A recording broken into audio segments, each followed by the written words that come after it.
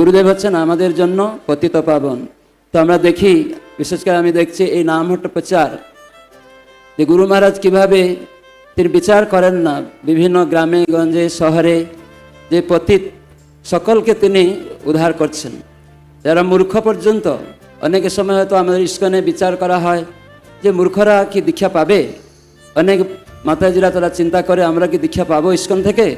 কিন্তু শ্রীল জয়প্রতাপ স্বামী গুরু মহারাজ অকাতরে সকলকে তিনি দীক্ষা প্রদান করে, তার শিষ্যত্বে বরণ করে কৃষ্ণ পাদপদ্ম সেবা দান করে থাকেন।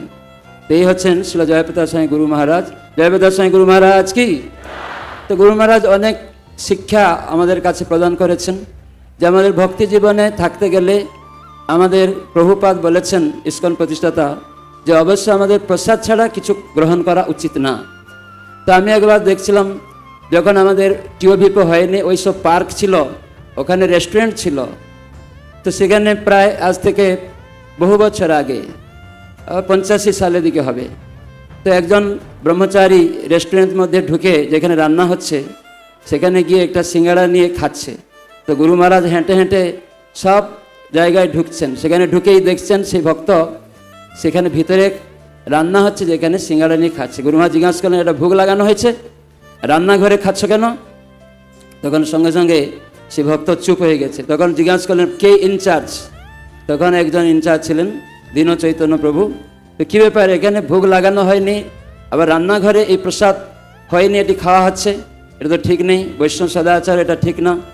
তো আমরা দেখি গুরু মহারাজ তখন একটু বকা দিলেন এবং সঙ্গে সঙ্গে তাকে একটু কিছু বললেন সেই ভক্তকে।